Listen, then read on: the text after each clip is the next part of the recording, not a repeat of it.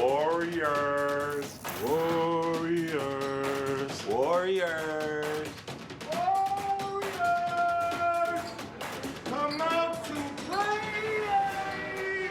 It comes from a little movie clip, and now has become a team identity. I think Frank emptied like 2 soy sauces and a Red Hot bottle and was like walking around the building. But we believe in it. Don't nobody care, don't nobody pick us, don't nobody like us. Ain't nobody like us. Ain't nobody believe in us. I like us. We got one more on the road though, so try to get that one too. Warriors! Come out and play! What a remarkable job Mike Vrabel has done, taking a team that won 4 games last year and then bringing them here to this building on this day, where tonight they will compete for a Super Bowl championship. And this now on the heels, as we speak today, of a very busy offseason coaching carousel. So, Shefty, let's get through some of this coaching news and figure out who it is that might be next year's Mike Vrabel. Well, Greeny, the Seahawks offensive coordinator, Clint Kubiak, will coach his final game for Seattle today. And after the game, he is expected to get together with the Raiders to finalize a contract agreement to become the next head coach in Las Vegas. Today, he will coach on the field where his father, Gary, led the Broncos to a Super Bowl victory as the head coach of the Broncos. And now Clint will try to do the same thing in his final game in Seattle. Meanwhile, earlier this week, the Browns defensive coordinator, Jim Schwartz, who was one of the candidates for the head coaching job, resigned after he didn't get the job. The job, of course, went to Todd Monken. Jim Schwartz has 2 years left in his contract. Right now, he is planning to take the 2026 season off. And the former Commanders offensive coordinator, Cliff Kingsbury, is joining the Rams staff, where all the assistants seem to get head coaching opportunities.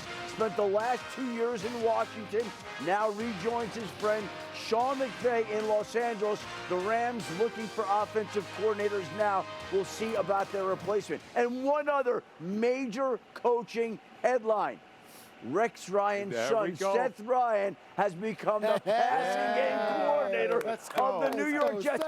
Hey, this is the 3rd generation of Ryans in New York. Hopefully, there's a Ryan smart enough to bring Greeny a little bit of happiness. We got Buddy Ryan, Rex Ryan, and now Seth Ryan with the Jets, all in the family, and a tremendous story.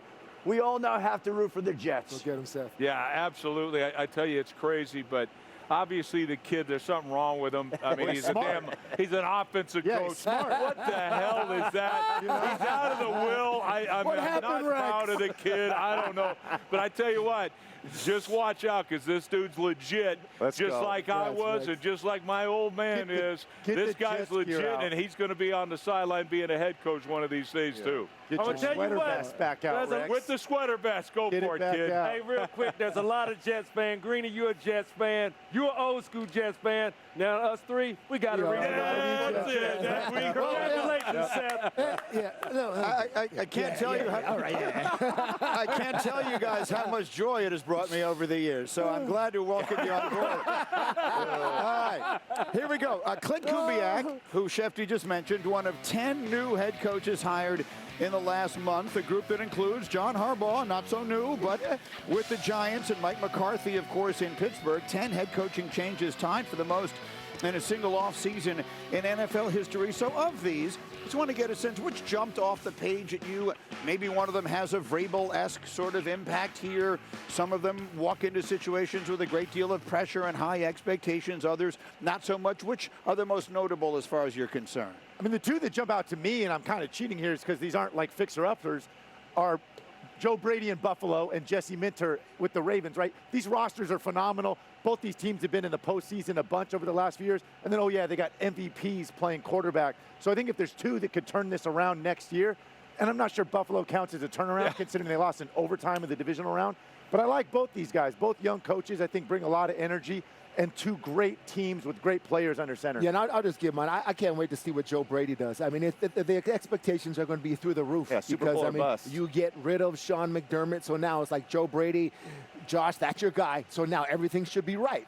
So we'll see how that goes next season. I'm excited to see that. I'm going to go out on the edge a little bit. I'm going to say Todd Monken with the Cleveland Browns and what he inherited. You inherit the Rookie of the Year in Schlesinger. Hold on now. You inherit the Rookie of the Year in Schlesinger. Yeah. You get the defensive MVP in Myles Garrett. You get 2 first-round picks this year. I like the offense with the rookie tight end, the rookie running back.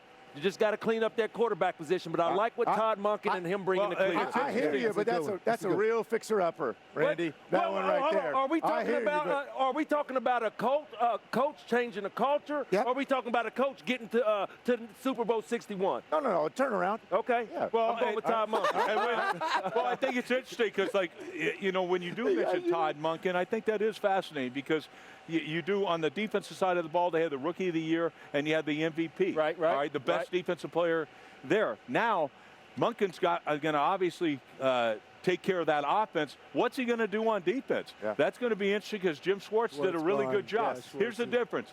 Do you want a guy that does a good job or a great job? That's what's going to be interesting to me. Can he flip it like Vrabel did? Vrabel took a team and all that. All of a sudden, boom, every single player on that team elevated. Can Todd Monken do it? I tell you, a guy that I really think can do it will be John Harbaugh. I think John Harbaugh, you got a Hall of Fame coach right here, and you watch this team. Every single player, don't be surprised if they improve that Giant team, and they're a playoff team in year 1. Second-year quarterback, too. Should be pretty good also. We actually pointed out on Get Up a lot this week the numbers that Jackson Dart had this year as a rookie were eerily similar to the numbers that Drake May had as a rookie in New England last season. So some of the similarities, veteran coach, some good pieces in place. We'll see if the Giants are able to make that kind of turnaround. In the meantime, we are getting you set for Super Bowl 60, and there were players who were going to stand out and jump off the tape, and we are going to start with our game breakers. Who are they going to be? Rex here first up. I got this kid, Nick Emmanwori right here. This dude, I was going to have Brewski pronounce his name, but he is a bad you-know-what. All he does is make plays. He's all over the place. You'll see him around that line of scrimmage. Man, he makes an impact wherever you put this guy in the run game. And when he plays his zone, he's got great eyes. He baits quarterbacks. This dude is an absolute difference maker here. And as a rookie, like, are you kidding me? This guy just burst on the scene. Lights out. He's a hit stick, Nick. That's what he is. Hit stick, Nick. Yes. Well, man, let me take it to the offensive side for the New England Patriots. My game breakers were Ramondre Stevenson. Early in the season, do y'all remember the ball being on the ground? Yes. Yeah, I remember I was mad at him. Well, one thing about it, you know, the New England Patriots, Josh McDaniels, know going down the road that they was going to need this big stallion to come through for them. Well, Rex Ryan, guess who's sneaking the National Football League this year in the postseason? There he is. Hey, my man, Ramondre Stevenson. You're the man. You've been the man. You're in the big game. One thing about it, they're going to give you the ball. You know what I need you to be? Ramondre Stevenson. That's my game breaker, baby. All right, let me get in here. For me, my game breaker is Seattle tight end A.J. Barner. This guy never comes off the field for Seattle. He's out there every play. He's an absolute monster in the run game. Kenneth Walker having a great postseason. Big reasons because of this guy. Watch him on the edge. And then, oh yeah, all this attention on JSN, Randy. This guy can match up in the pass game as well. This was the big play, game of the year in the overtime win against the Rams. Oh, my goodness. Got him back in it.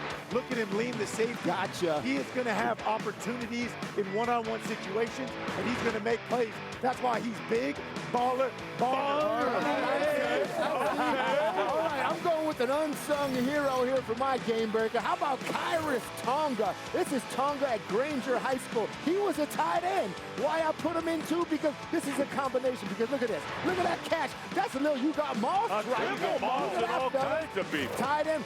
Is Josh McDaniels going to throw him the ball? We'll see. Fullback to the flat. I don't know, but he can do it because that was him as a tight end. So that's you got Moss. And then Kelsey was here, and we got you got blocked right here because he's doing offset back, and he's making big plays right there.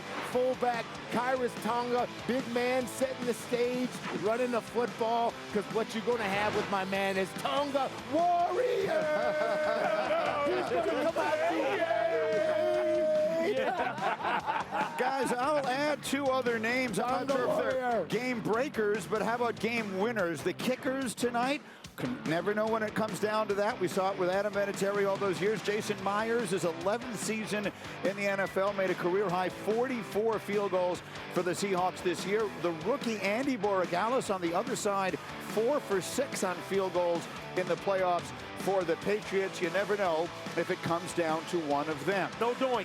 Later today at 3 Eastern on ABC, a top 20 SEC women's hoops matchup between Tennessee and third-ranked South Carolina. Hey, Rex, point guard Raven Johnson is dating Nick Emanwari, and Rex, she has a little message for you. Oh, that's good. Hey, Countdown, we're getting ready for a big game against Tennessee. Rex, I see you've been watching a little film on my boyfriend, Nick Emanwari.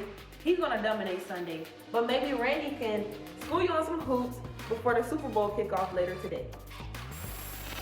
What do you think? What do you think? I can school him. Hey, why don't you go? You go handle yours. I now handle Rex. Go do your I'm going to foul out quick if I win against Moss, I'll tell you that. Put Rex in there under the basket, maybe a few offensive rebounds. Still to come. So many storylines in this game, but none of them bigger than that of Sam Darnold, his 5th team in the NFL. He's only 28. Now he has a chance to win a Super Bowl. He sat down this week with Alex. This was kind of the psycho mentality that I had even when I was younger, is like, I knew at some point, like, this would pay off. Super Bowl rings, I just want to play off. Gotta go hard, I can never play soft.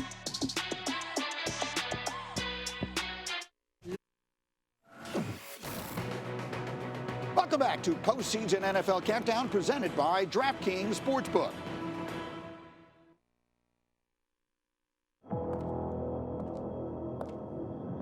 You're just too good to be true.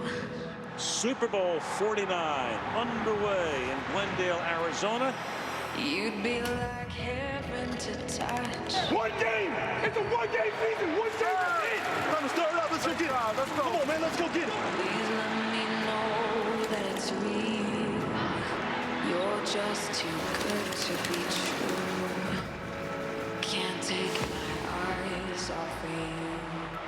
Two teams shaped strand by different designs. Intercepted at the goal line. Seattle, New England. Now, these threads intertwine on the greatest stage, Super Bowl 60. Touchdown! Yes, sir! Seattle and New England sow a new legacy into the fabric of the game.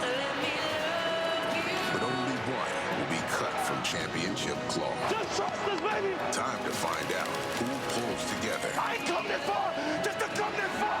And who unravels on postseason NFL Countdown. We continue with you, and obviously Sam Darnold, the center of so much of the conversation leading into this game. A journey straight out of a movie script. It began down the road from Hollywood in California. Pop Warner is a two-sport athlete at San Clemente High School. Earned him a scholarship to USC. Beachtown star, went 20-4 at Southern Cal. And it certainly looked like it was going to be the picture-perfect film for him, right? Then he gets drafted 3 overall by the Jets, and the story changes. The Ghosts of New York led him to go 13-25, traded to Carolina after 2 years. The plot thickens from there, becomes the backup in San Francisco, where he actually went to Super Bowl 58 behind Brock Purdy, then signs with the Vikings, and the script flips. But after winning 14 games, that wasn't good enough for him to be the clear starter this season. So he takes his story to Seattle, where he's won 16 games. And now for the storybook ending today, Sam Darnold can become the first starting quarterback ever to win a Super Bowl on his 5th career team. Alex sat down with him before the biggest game of his life. I've always believed in myself. Thinking about the journey. I'm playing good football. I'm taking care of business. Back corner! Touchdown!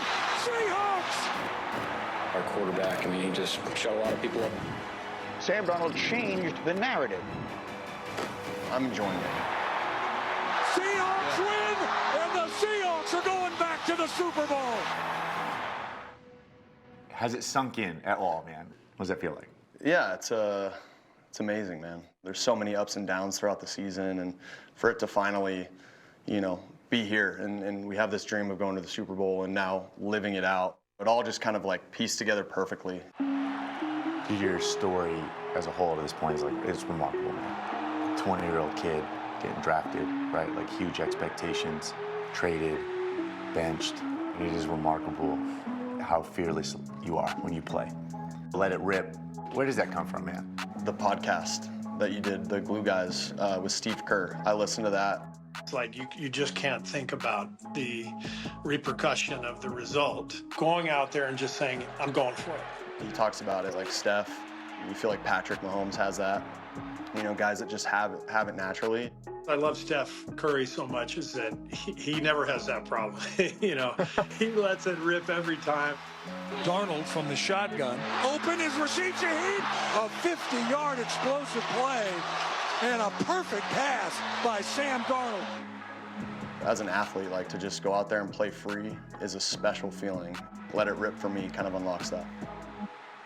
Was there like adversity or a stage that was the toughest?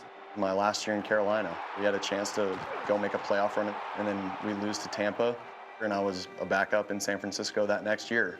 And, you know, there's a million thoughts that go through your mind, like, oh, am I going to be a backup for the rest of my career? Brock got hurt in the NFC Championship. I'm going to be able to play good football, then earn a role next year on another team.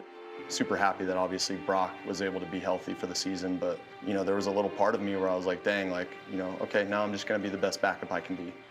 Thankfully, I got another opportunity in Minnesota to show the world and myself what I could do. And I'm just so thankful to be playing here in Seattle. Do you think you're here if you don't go through all this stuff, all the adversity? Not at all, you know, but again, like this is kind of the psycho mentality that I had even when I was younger, is like, I knew at some point like this would pay off. You know, whether it was in an NFL career or if it was another career after football. This hard work and this mindset that I have throughout this week, throughout life, because frankly, I don't really know any better. So you had that opportunity to sit and talk with him there, obviously, and remarkable that he drew some of that inspiration from that conversation that you had. Yeah, well, remarkable in the sense that in a lot of ways I walked a similar road, you know, being an early draft pick and struggling and being benched and traded, and it stole my confidence, Greeny. It is hard. It's natural to doubt yourself and wonder if you're good enough and wonder if you're ever going to get another opportunity, and everything that this guy has been through. It is a remarkable lesson. You heard him, right? To know that, like, these things are happening to me and it's going to pay off, right? And there's power in that, right? And again, it is why he is here today. It is very, very special. And again, it's something that I envy in him. But right? you know what? I mean, it's why he's here, but it's also why his football team is here, because of this kid. I mean, you think about that, and I mentioned that Ray Robinson thing earlier today when, you know, to be a champion, you got to believe in yourself when nobody else will. 5 teams gave up on this kid. You know, 4 teams gave up on him and all that, and he's impossible not to cheer for, man. Impossible. We've had Jeff Darlington embedded with the Seahawks all week long, and obviously, Jeff, you've been around Darnold as well as the rest of them. What does everyone need to know about Darnold ahead of what is overwhelmingly the most important game of his career? Well, you guys are nailing it with exactly what you've said. I have sensed calm around Sam Darnold all week. You hear it in his voice in that interview. I have felt that in his presence throughout this week. And I can tell you that he did not always feel that sense of calm. He talked about it this week, going back to his days with the Jets. He was not able to flush losses the way that he is now. He said it would affect his demeanor, his attitude. Head coach Mike McDonald saying that Darnold is so good now at just focusing on the process. When he loses, he washes it away. When he wins, he doesn't act like he has cured all the world's problems. And that is something that has emanated throughout this entire team. Looking at the wide receiver group this week, talking with Jackson Smith and Jigba and Cooper Kupp. Kupp, for instance, has talked to Njigba about the idea of making sure that he focuses on this game and understands the magnitude of it, but also stays calm within that process. For as intense as we talk about the defense, I feel like on the offense, It is about being calm. It is about being focused. And as I throw it back to you, Greeny, some fun color from the Seahawks hotel right now. Mike McDonald just a few minutes ago, AirPods in, came out. He was going to go on a jog right now around the team hotel. Man, if we could crawl into his mind to find out what he is thinking about just hours before kickoff of this Super Bowl, Greeny. Outstanding, Jeff. They'll all be making their way over here relatively soon. And so as we take a close look at the Seahawks offense, Alex, let's go to the tape here because you showed us a tape last night and just a perfect illustration of this ripping it philosophy that he has. Yeah, I think there's still this narrative that teams win despite Sam Darnold, right? I think what happened in Minnesota kind of lent itself to that, but that couldn't be further from the truth, especially this year. He is the reason they are here under center. And again, we'll start with this one. This might be the throw of the year, fellas. Everybody, watch the defensive line here. Sam Darnold is going to die right here. 3 guys. He's got an open underneath receiver. This is an out route to the field, over a corner, underneath the safety, on the sideline. It does not get any harder than that. You cannot coach that courage to stand in the pocket when you're going to get hit like that. This is the NFC Championship game, the first third down. Okay, look, he's got an open receiver underneath for the first down. Nah, not me. I'm taking the dagger shot, my one-on-one to Rashid Shaheed down the sideline, and he drops it in the bucket. And this is that let-it-rip mentality, right? Like, he's not guarding, right? He's not protecting. He's going to go out there and play fearless.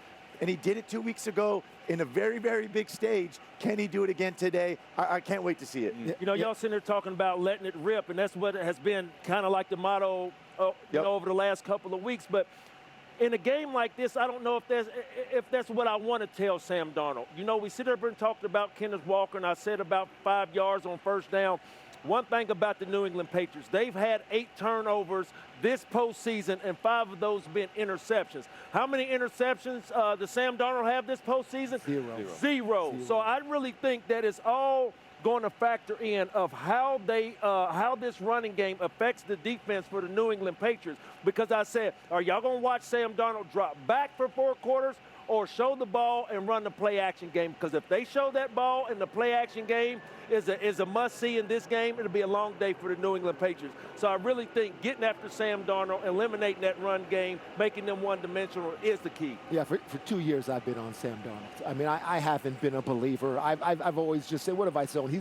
He's going to throw it to you. All you got to do is catch it. I mean, that's the thing. I cannot doubt Sam Darnold anymore. I mean, even before what we see here, my conclusion is made on this guy. I respect the mental toughness. I respect how he's come back from adversity. The 5 teams not turning it over in the playoffs. The way he just absolutely schooled the Rams and Matthew Stafford on the other side, didn't even blink. The way he played, didn't even throw an interception like you're saying, Moss. This guy can't be doubted anymore. Not by me, not by anybody. Proud of his story, how he's come back. I mean, this guy, like I said earlier in the show, he's gone from seeing ghosts to possibly with a win, seeing his Lombardi reflection when he lifts that trophy. That's how good this kid is. Real quick, Brewski, I got to go back to you. At the beginning of the season, you were on Sam Darnold. You said you wasn't a believer.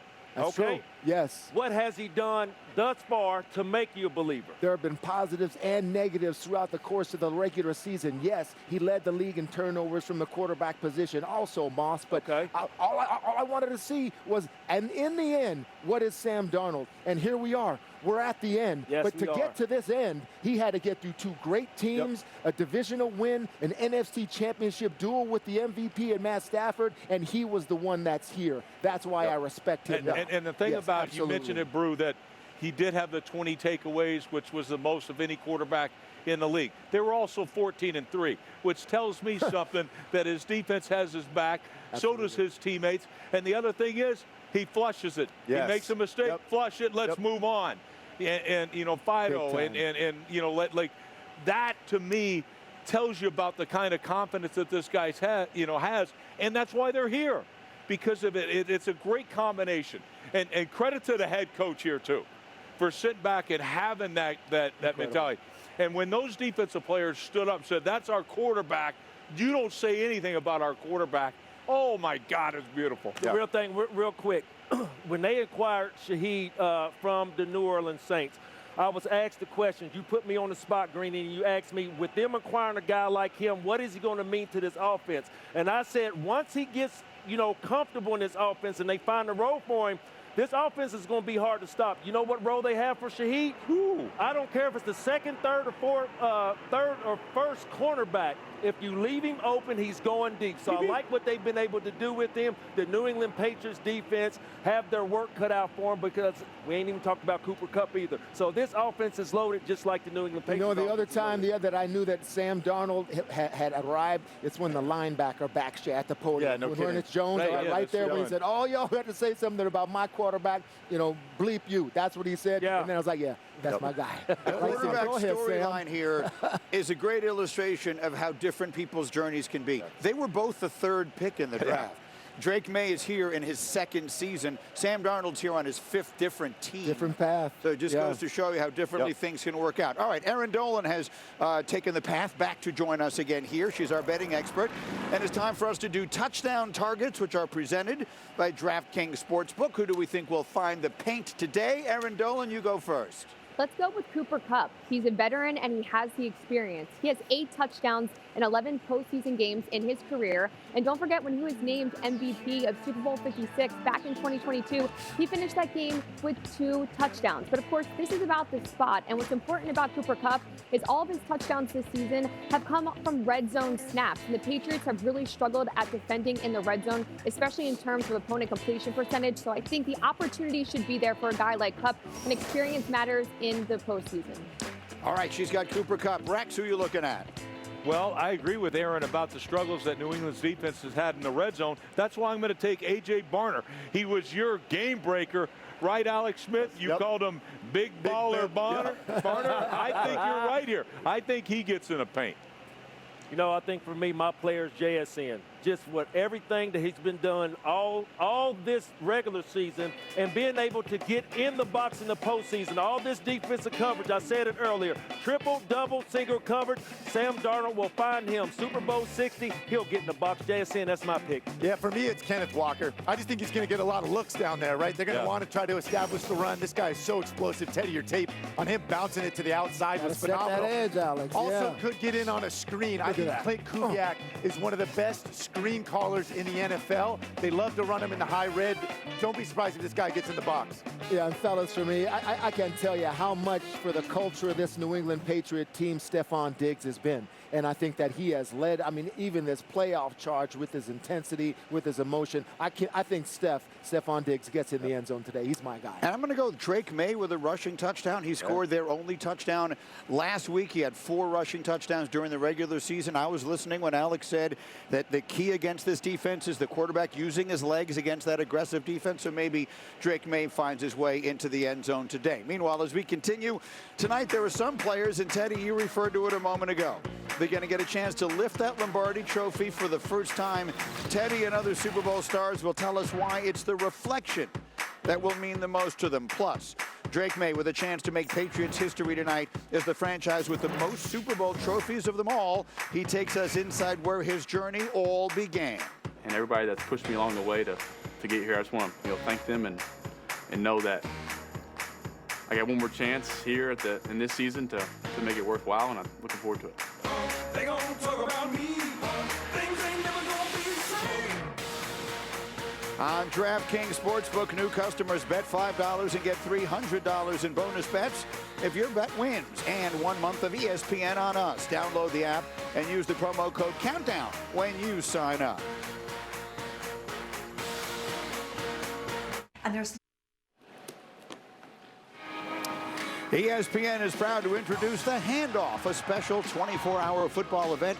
Take you directly from Super Bowl 60 in Santa Clara to SoFi Stadium in L.A., the home of Super Bowl 61, coming to ESPN, ABC, and the Walt Disney Company in February of 2027. The Handoff kicks off with SportsCenter and SVP tonight.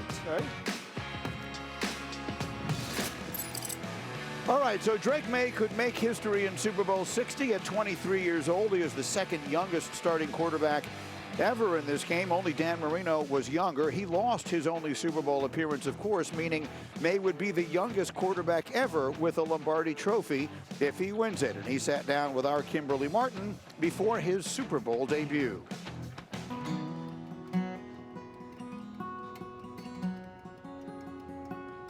North Carolina, It's where I go for my soul to rest, and that's home for me. I know how I feel about North Carolina, and I feel like Drake does too, because he committed to North Carolina. The way he's carried himself as a man and as a person, I'm as proud of as I am what he's done in football. And I think that everybody in North Carolina would tell you that. So when you think about your dreams as a kid, what did the dream look like? I think playing professional sports was the initial dream. I can remember, watching the Super Bowl and watching quarterbacks hold up the trophy and be like, man, as a kid, that looks pretty sweet and looks pretty cool. So if I go to your hometown and I talk to family or friends or people who knew you, what is the game, the moment, the year that they are going to point to and say, oh, that is when I knew Drake Maye was going to be something special? Hopefully it wouldn't be a game or a moment. Hopefully it'd be kind of the person I am. He's just one of us from my hometown and a small town outside of Charlotte, Huntersville, North Carolina. He's just one of us.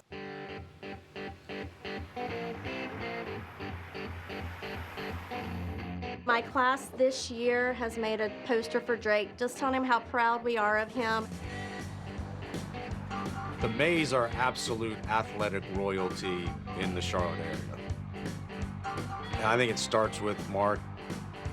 The thing about Mark is he did it at the high school level there in Charlotte at Independence in 3 sports, and then he went to Carolina and then to the NFL. So he kind of started the whole thing.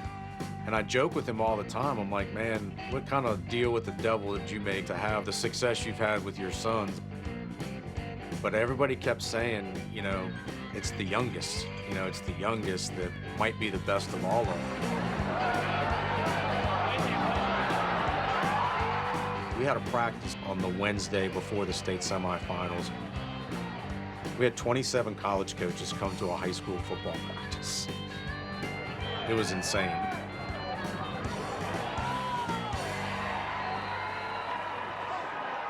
In the meantime, Mack Brown comes to North Carolina. Obviously, the program hadn't been very good, when Mack took over. Mack kind of changes the culture, changes the feelings around, UNC football. When we first got to North Carolina, they had won 2 games the previous year and 3 games the year before that. And here's a young guy that grew up with 2 brothers winning national championships. And I said, I got it, man. Alabama's winning national championships. They're great. I totally understand, but give us a chance. And you will be something special at North Carolina. I just think I couldn't miss out on the opportunity to stay in state and play with guys that I played with in Charlotte before and just everyone in the home state. I think it's something that we can do special at Carolina, and I'm looking forward to it.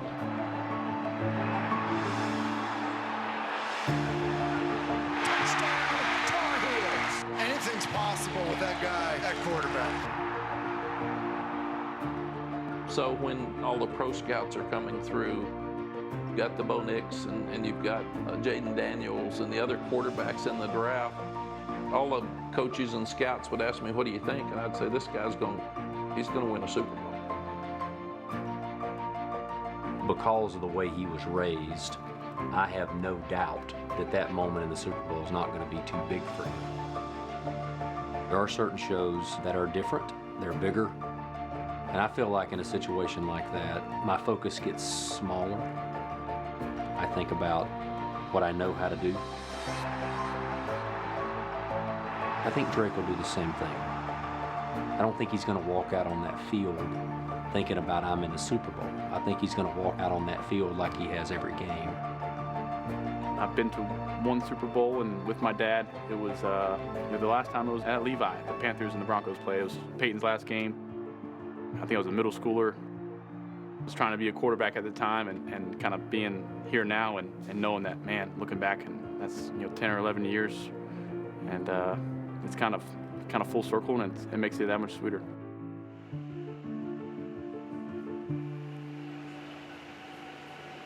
So 10 years ago, he was in the seats of this stadium. Here he is 10 years later, and look where he is today. The enormous, blown-up visage of both quarterbacks greeting all of those who arrive here at the stadium today, including us in the darkness this morning, and all the fans, the 70,000 or so who will be here for the game tonight. An enormous moment for Drake May, an enormous opportunity. And Alex, let's talk about what it is he needs to do to win this game. He's playing against a very aggressive defense in Seattle. When you are a quarterback playing against an aggressive defense, what is the key for the mentality? Yeah, we talked about this earlier. He's got to match that aggressiveness, and not just with his legs and athleticism. And he's going to get this. Josh McDaniels is going to dial up shots for him down the field. And again, he's got a tough challenge against this defense, but watch it. They're going to chip the edges. They're going to do 7- and 8-man protections. They've been doing it all year. Look at this. This is early in the year, going against the Browns, who I think had like 8 sacks against them in this game. Well, there's an 8-man protection. We got double chips.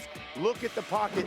This might be the best down-the-field passer of the football in the league, right? Kayshon Boutte is phenomenal. His yards per catch is ridiculous, right? Mac Hollins, here it is, a 7-man protection. You will see this again.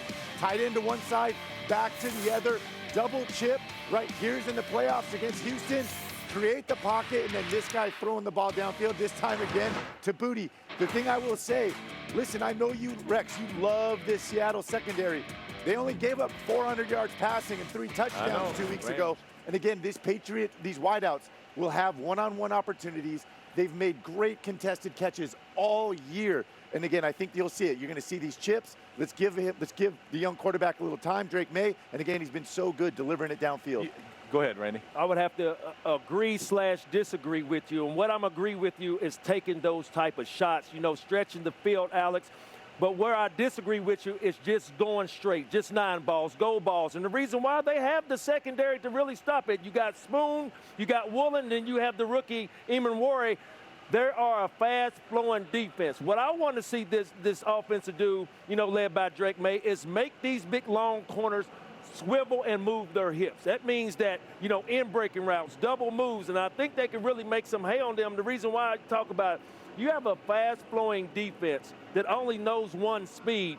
Where you can get them at is the double moves, because once they see it once, that's going to make them bite. So to me, I said it earlier, work in the middle of the field with Boutte, Douglas, and Diggs on 3rd downs with Eamon Warren and those cornerbacks on the outside is must-see TV. But just stretching the field, just dropping back and throwing it deep, I don't think you're going to make a big heyday on this defense. Well, you know what? I mean, I love this defense. You guys know that. That pressure on the quarterback is going to be critical. I think they get there. All right? You guys mentioned how 7, 8-man protection. You're going to talk about double moves. Well, you're going to have to block them all up because there's no way. Will Campbell is getting beat like he stole something, all right, through the playoffs here. So, and again, he's a phenomenal athlete, short-arm guy. We get it. But he is on the struggle bus in these playoffs. And I expect Lawrence and company to get after him. And to me, you better heavy up that protection or you're going to be in trouble. The thing that we're going to find out about Drake May, well, he was absolutely phenomenal during the regular season in tight window throws. Highest percentage completion in the NFL, 48% when they're tight window throws. In the playoffs so far, 15%. So who are we going to get here? We get it. The conditions play a factor. Playing in blizzards, Rex. Absolutely, I get it. But the facts are facts. And I'm going to say this. The facts are also he's played against some great defenses. He's going to face another one today. So it's going to be critical. And we're going to find out about, how they can hold up protection-wise and all that type of stuff. I love Drake May as a quarterback. But, man, this defense – I'll take the defense. Defense wins championships. That's why I'm going to take Seattle. I'm interested to see if they can hold up as well. They have struggled in the playoffs. Will Campbell, the left side in particular, Jared Wilson, the left guard. But this is a different structure, right? It's not. They had Khalil Mack early on. Then they're seeing Will Anderson and Nick Benito. Danielle Hunter. Thank you. Then they got Nick Benito. They have saw a plethora of edge talent that can one-on-one beat most of the tackles in this league. Right. This is going to be more about games and how they can pass all this stuff off inside, as Teddy was bringing up earlier. The same TE that Leonard won on, that Teddy showed earlier, you saw Tyler Tart get a sack earlier on between Jared Wilson and left tackle Will Campbell. They've also, I can remember Garrett Bradbury a couple postseasons ago with Dexter Lawrence when he was in New York with Leonard Williams getting hit on all these interior games. All of those games, how they pass it off, how they change up their set lines, how they work as a team is going to come down to how well they protect the pass. Well, and that's one way to beat chips, right? Is to set those pass rush games, and so that's how you're gonna turn some guys loose. And Leonard Williams, with that kind of penetration, is a monster. Whether you're on the slide protection side or the man side, I'm just telling you, it could be a nightmare. Real quick, let me correct myself. When I said double moves, I didn't mean double moves because the way that this pass rush get after. When I was talking, you showed that Hoss with the wide juke, with the way I was talking about the way their defense flowed. With wide receivers being able to run juke routes, those secondary, being able to change their motion and swivel and move those hips of that secondary is what I'm looking for. Yeah, so the little option routes and things like that. I got you. So these are the advanced X's and O's that we're doing here. Go ahead, Teddy. Just the last thing that Josh McDaniels always has and always coached well is the screen game. The screen game and the passes to the running backs, Stevenson, Travion Henderson, those will be big. It's also how you combat that rush. But the mentality of Drake, one of the throws we showed was a throw against the Texans. That was on Stingley. Yes. One of the best in the league. He doesn't care. And I know we love this Seattle secondary. I just have to go back to 2 weeks ago. They were in a lot of one-on-one situations. Excuse me, Reek Wolin, Devin Witherspoon, and they got beat continually over and over again. And again, I think that is a strength of the Patriots wideouts. Again, these down-the-field contested catches. And you have to take your shot today, right? Like you're here at the Super Bowl against this defense. You're not going to hand it off the whole time against this defensive front. I'm also just interested to hear from guys who were team leaders. We cannot forget that Drake May is 23 years old. As we mentioned, 35 days older than Dan Marino. Otherwise, he'd be the youngest quarterback ever to start in this game. What is the message of a team leader to a young player? As we saw some of the struggles he had in that AFC Championship game. What are you saying to him as he takes the field tonight? I'm trying to remind him that everything you've done to this point to get here is what's going to allow you to win this game. I mean, listen, don't let the atmosphere and the pageantry and all this stuff make you suddenly be somebody different than you are, right?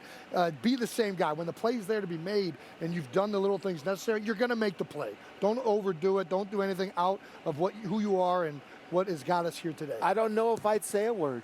No. Yeah.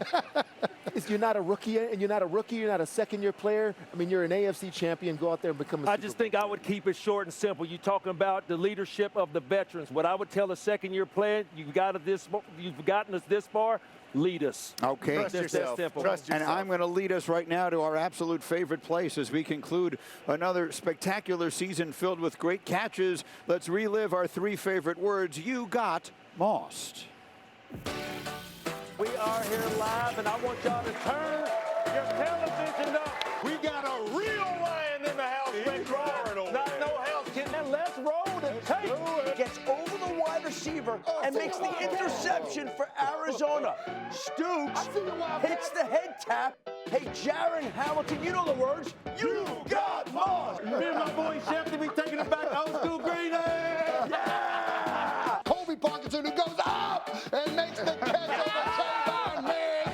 Parkinson elevates the 360 tutty.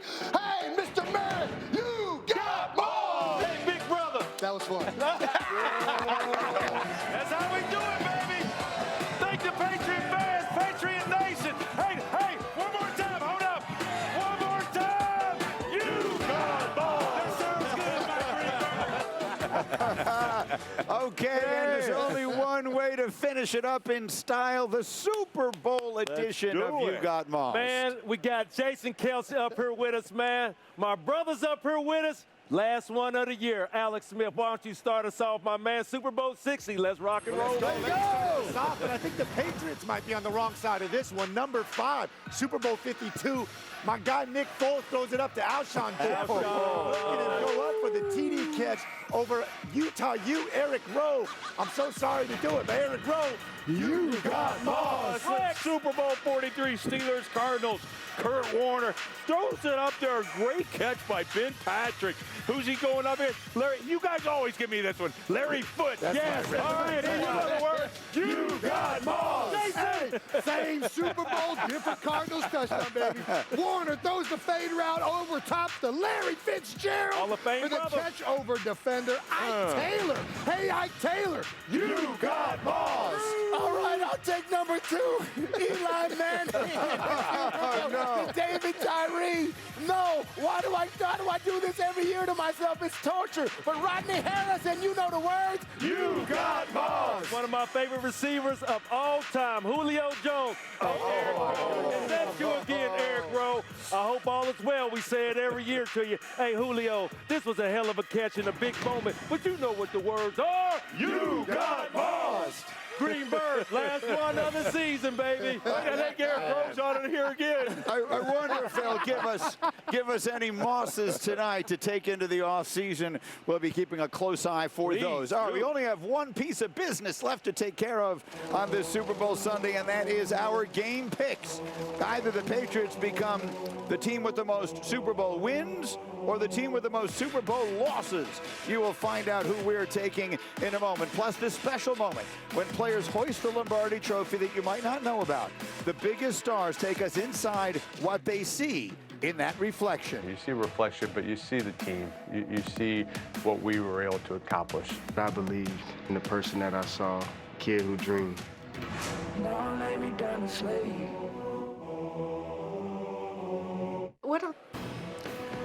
Welcome back to Postseason Countdown presented by DraftKings Sportsbook, the official sportsbook of ESPN. And on this beautiful day in Santa Clara here in the Bay Area of Northern California, the fans are starting to make their way into the stadium for the start of Super Bowl 60, working their way here. Absolutely perfect weather for the game tonight, at finishing up a postseason in which every single game has been played outdoors. So in about 8 hours for one of these teams, their lives will change forever. As champions, they will finish off a journey of dreams and blood and sweat and sacrifice. And as Teddy tells us, when they finally get their hands on that Lombardi Trophy and look into it, the entire journey will flash right before their eyes. And the game is over. And the Lombardi Trophy is coming home. It is a dynasty. I'd always had dreams of being on a championship team. You're just too good to be true. It'd be hard for me not to say that being a Super Bowl winning quarterback wouldn't be, at the top of my list of dreams. Can't take my eyes off of you. Living it out, there's all those emotions. You'd be like heaven to touch. You kind of never know if you're ever going to get that opportunity, how hard it is, how rare it is. Sight of you leaves me weak. There's a few things in the world that are like that, getting married, having your kids, holding the Lombardi Trophy. It was one of the greatest feelings that any football player could ever have.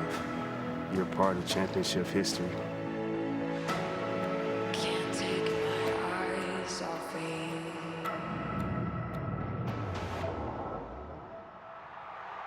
We shot the world. I feel like Rocky right now. When we beat the Rams, I couldn't believe it. I didn't know how to celebrate. All I could think to myself was, we did it. We actually did it. Sometimes the underdog wins it all. And then you pick up the Lombardi, and there in the trophy is a reflection of you and all your teammates. It's a moment I'll never forget. Throughout the halls of Pittsburgh Steelers facilities, there are 5 trophies. And every now and again, I would go and I would just stare at them. So when I got the opportunity to be handed the Super Bowl trophy, the first thing I did was kiss that guy that was in that reflection. The Pittsburgh Steelers have won the Super Bowl. It wasn't something that I thought about. I didn't think about my reflection of myself on the trophy until I looked at it for the first time and I said, wow, this is everything. The Lombardi Trophy comes to you and your lips are quivering and the eyes are watering up. You see your reflection in there, and for the first time you get to say you're world champions. It's good! It's good! And the game is over! As the kick went through the uprights, it was chaos. I was looking for my mom, calling for my mom. Mom, where are you? Mama, we won! I see trees of green, red roses too. I see them bloom for me and you. It was like everything flashed before me, like we are here. Like, this is it. We did it. Hold up. What a wonderful world.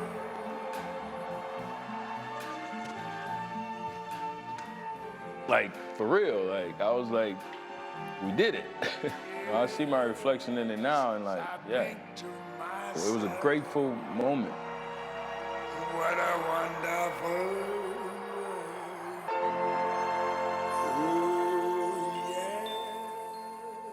Everyone works to be a champion.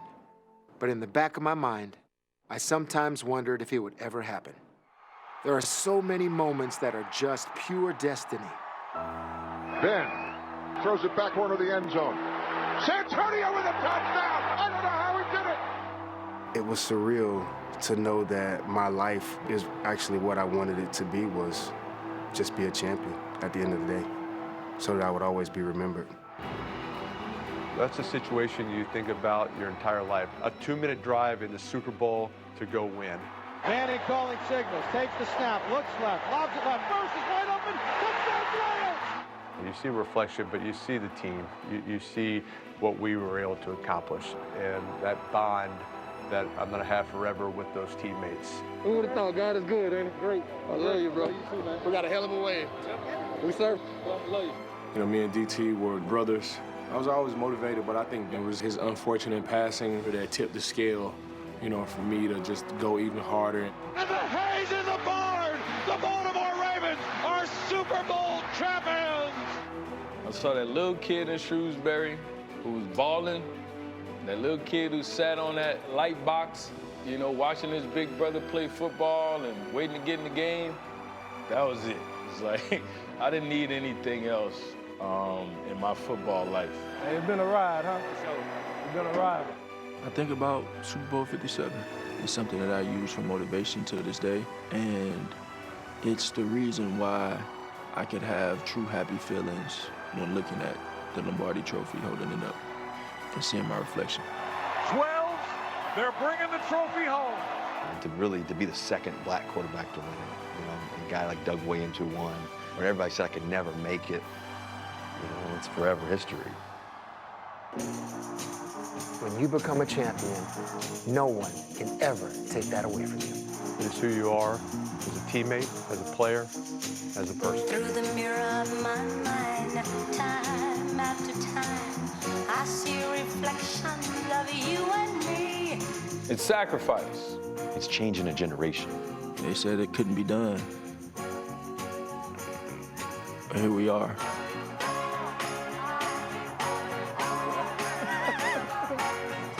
The trophy is in the building. Actually, the trophy is on the building with the sunshine reflecting in it now. And Teddy, tonight, a jubilant group of players will see their reflections in that trophy. Yeah, first of all, thanks to everybody for helping That was great. put that together. Great piece. Very good special. We started this show, and I talked about your life-changing.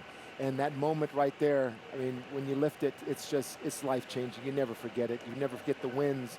You never forget if you lose. Also, I mean, it's just a loss. You'll never forget it, and it's a win that changes your life. All right, we'll find out which team it is that's able to celebrate that tonight. Again, we've had reporters with both teams all week long. Let's get final thoughts from Jeff Darlington, who's with the Seahawks, and Sal Palantonio with the Patriots.